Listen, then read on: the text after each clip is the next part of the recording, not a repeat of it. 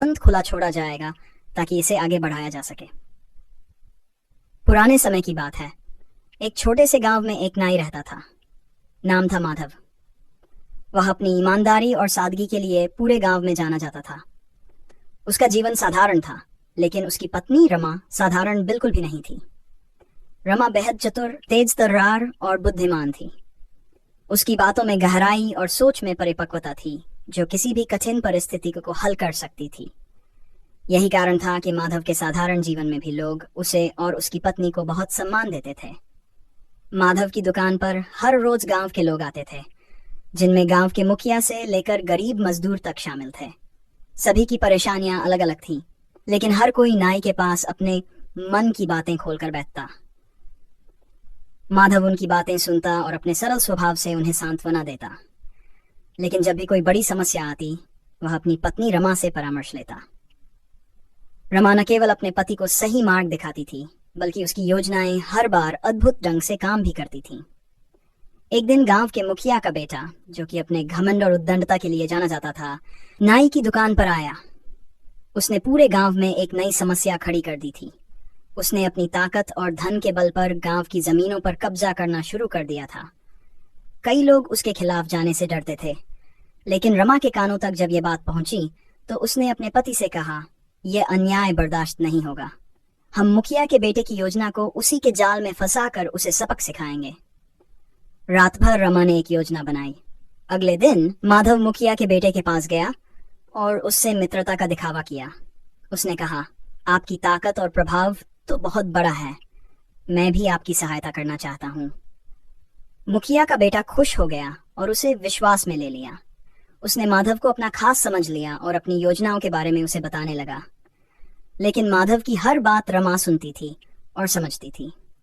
एक दिन मुखिया के बेटे ने गांव के एक बड़े तालाब पर कब्जा करने की योजना बनाई, जो गांव वालों के लिए बहुत महत्वपूर्ण था।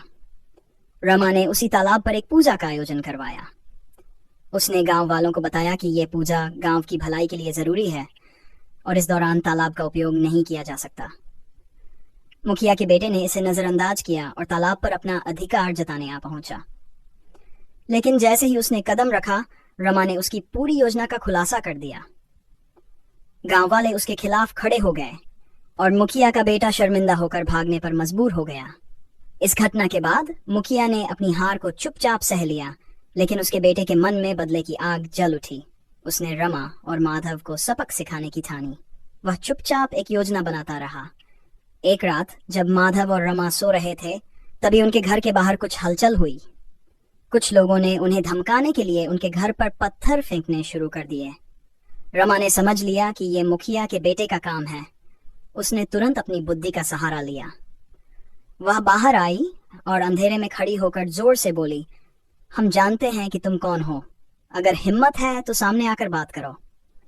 उसकी आवाज में इतनी ताकत और आत्मविश्वास था कि सभी डरकर भाग गए। अगले दिन रमा ने माधव से कहा, यह लड़ाई अभी खत्म नहीं हुई है। अब समय है कि हम अपनी चाल और गहरी चलें। रमा ने अगले दिन सुबह गांव वालों की एक सभा बुलाई।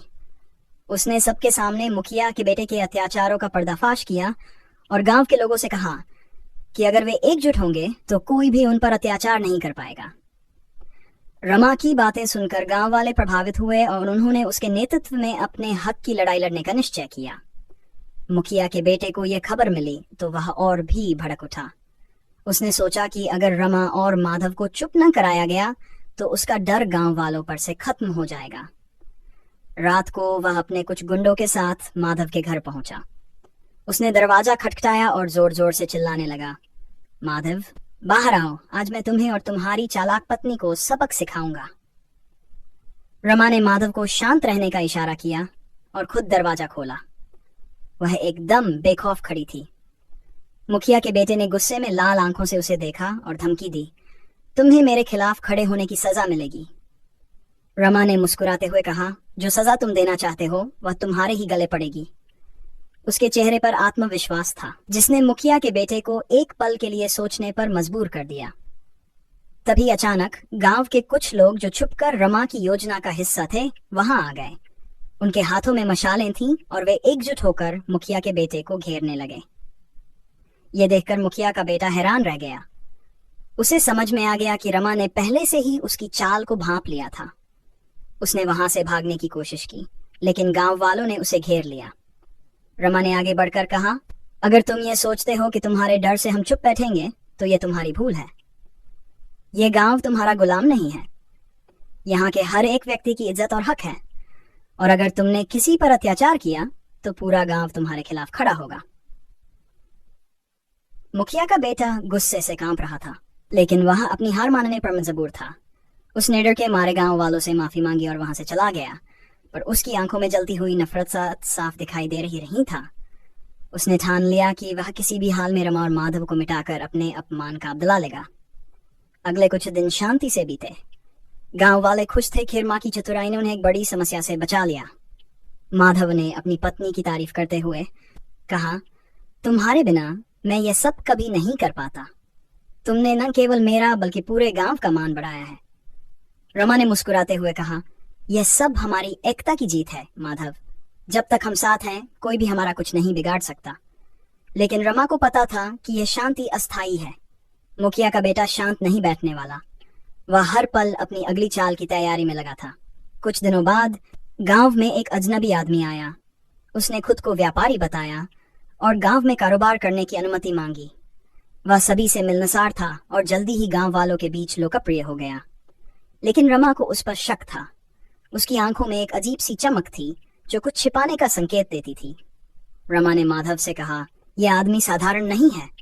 मुझे लगता है कि यह मुखिया के बेटे का ही आदमी है। हमें उस पर नजर रखनी होगी। माधव ने रमा की बात मान ली और दोनों ने उस अजनबी पर नजर रखना शुरू कर दिया।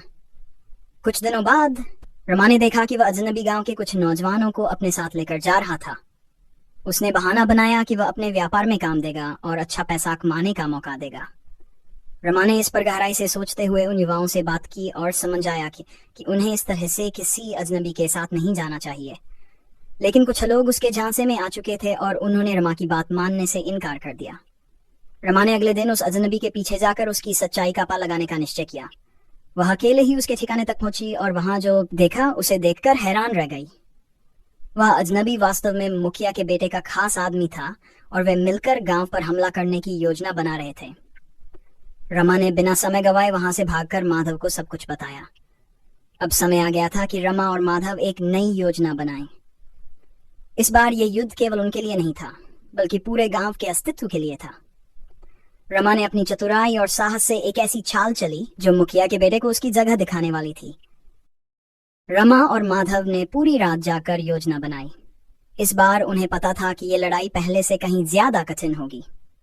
मुखिया का बेटा और उसका आदमी गांव के युवाओं को बरगलाकर अपनी तरफ करने की कोशिश कर रहे थे। सुबह होते ही रमा ने गांव वालों को इकट्ठा किया और उनसे कहा, यह लड़ाई सिर्फ मेरी और माधव की नहीं है। यह हर उस गांव वाले की है जिसकी इज्जत और भविष्य दांव पर लगा हुआ है। हमें मिलकर इस संकट का सामना करना होगा। उसकी बातों ने गांव वालों के मन में जोश भर दिया।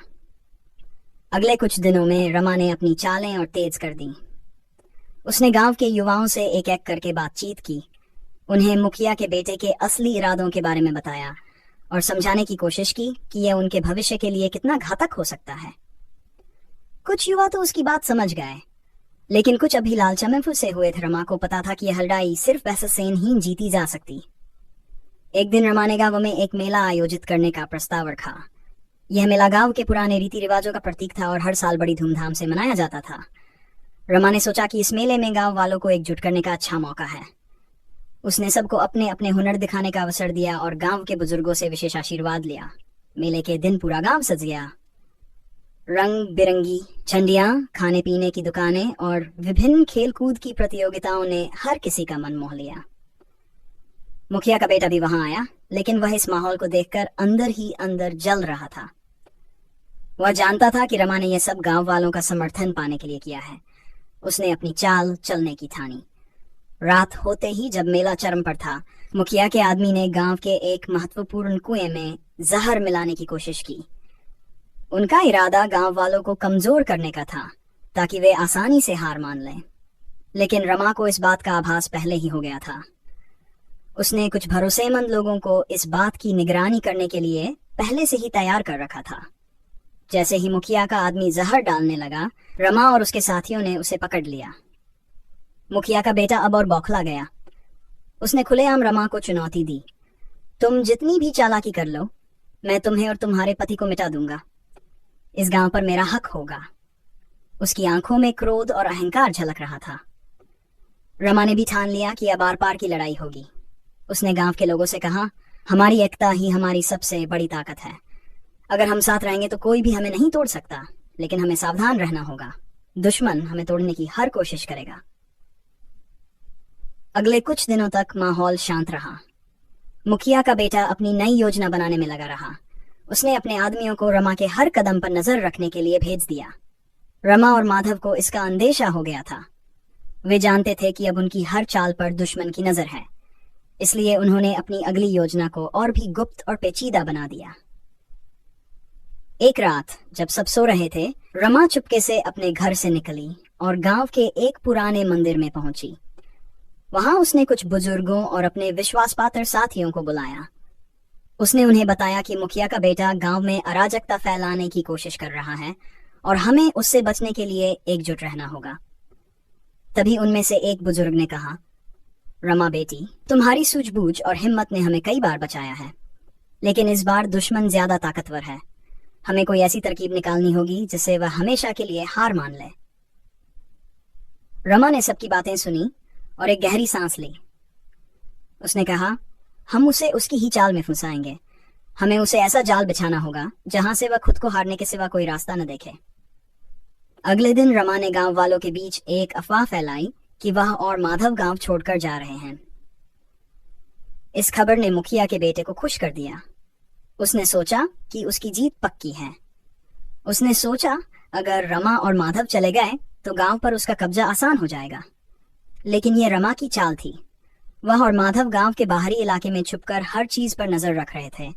जैसे ही मुखिया के बेटे ने गांव पर कब्जा करने की कोशिश की, रमा ने अपने सभी साथियों को इकट्ठा कर लिया और अचानक हमला बोल दिया। मुखिया के बेटे को यह उम्मीद नहीं थी। उसने घबराहट में अपने आदमियों को इकट्ठा किया, लेकिन अब बहुत देर हो चुकी थी। रमा की चतुराई और गांव वालों की एकता ने उसे घेर लिया। पर कहानी यहीं खत्म नहीं होती। मुखिया का बेटा अब भी हार मानने को तैयार नहीं था। उसकी आंखों में एक नई चाल की झलक थी और यह संकेत था कि लड़ाई अभी भी बाकी है। रमा और माधव की चाल से मुखिया का बेटा बुरी तरह बौखला गया था। उसकी हार से उसका अहंकार और भी बढ़ गया था, लेकिन वह अब चुप रहने वाला नहीं था। उसने ठान लिया था कि वह किसी भी तरह से रमा और माधव को खत्म करके गांव पर अपना अधिकार जमाएगा। वह जानता था कि इस बार सीधे तरीके से जीतना संभव नहीं है, इसलिए उसने एक और खतरनाक योजना बनाई। कुछ दिनों तक गांव में शांति बनी रही, लेकिन रमा को पता था कि यह तूफान से पहले की शांति है। एक रात जब वह अपने आंगन में बैठी सोच रही थी, तभी माधव ने आकर कहा, रमा, यह शांति मुझे असहज कर रही है। मुझे लगता है मुखिया का बेटा किसी बड़ी साजिश में लगा हुआ है। रमा ने भी अपनी चिंता जताई और कहा, हमें हर हाल में तैयार रहना होगा।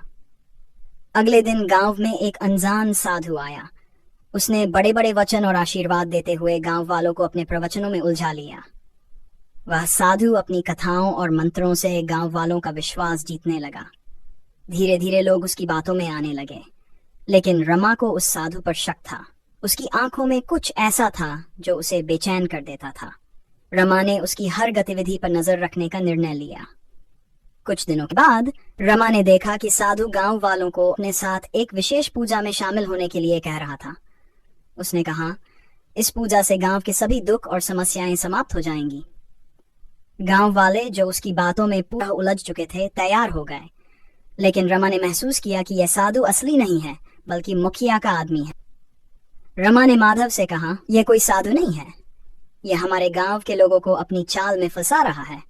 हमें इसे बेनकाब करना होगा। माधव ने रमा का समर्थन किया और दोनों ने योजना बनाई। रात को जब साधु सो रहा था, रमा और माधव ने उसके तंबू में प्रवेश किया। उन्होंने उसके सामान की तलाशी ली और वहां से कुछ ऐसे सबूत मिले जो ये साबित करते थे कि वह मुखिया का भेजा हुआ आदमी है। अगले दिन रमा ने पूरे गांव वालों को इकट्ठा किया और सबूतों के साथ उस साधु का पर्दाफाश कर दिया। गांव वाले पहले तो चौंक गए, लेकिन जब उन्हें सच्चाई का पता चला तो उन्होंने उस साधु को गांव बाहर निकाल दिया। यह देख मुखिया का बेटा और भी गुस्से में आ गया। उसने अब एक और चाल चली। इस बार उसने गांव के भीतर से ही कुछ लोगों को लालच देकर अपनी तरफ मिला लिया। ये लोग रमा और माधव के खिलाफ षड्यंत्र रचने लगे। उन्होंने गांव में झूठी अफवाहें फैलानी शुरू कर दी। वे लोगों को यह विश्वास दिलाने लगे कि रमा और माधव केवल अपनी शक्ति बढ़ाने के लिए सब कर रहे हैं और उन्हें अपने स्वार्थ के लिए इस्तेमाल कर रहे हैं। धीरे धीरे कुछ लोग इस झूठी बातों में फंसने लगे और रमा के खिलाफ हो गए। रमा को यह देखकर बहुत दुख हुआ। उसने देखा कि जिस गांव के लिए वह और माधव अपनी जान जोखिम में डालते आए हैं, वही लोग अब उन पर शक कर रहे हैं। लेकिन उसने हार मानने का नाम नहीं लिया। उसने सोचा, अगर सच को झूठ की चालों में दबाया जा सकता है तो हमें सच को और भी ताकत से सामने लाना होगा। रमा ने एक सभा बुलाई और गांव वालों से खुलकर बात की। उसने अपने कामों की सच्चाई को सामने रखा और बताया कि कैसे मुखिया का बेटा उनकी एकता को तोड़ने की कोशिश कर रहा है। कुछ लोग उसकी बातों को समझ गए, लेकिन कुछ अब भी भ्रम में थे। तभी मुखिया का बेटा अपने आदमियों के साथ वहां पहुंचा और उसने खुलेआम धमकी दी कि अगर रमा और माधव ने गांव छोड़कर नहीं गए तो वह उन्हें जान से मार देगा। इस बार मामला बहुत गंभीर हो गया था। रमा और माधव ने गांव छोड़ने का नाटक किया ताकि मुखिया का बेटा अपनी चाल में फांसे। उन्होंने अपने कुछ भरोसेमंद साथियों को गांव में रहकर मुखिया की हर गतिविधि पर नजर रखने को कहा। रमा और माधव गांव के पास ही एक गुप्त स्थान पर छिप गए। उन्होंने मुखिया के बेटे की हर चाल पर नजर रखी। एक रात मुखिया का बेटा और उसके आदमी गांव के मंदिर पर कब्जा करने की योजना बना रहे थे। मंदिर गांव की आस्था का केंद्र था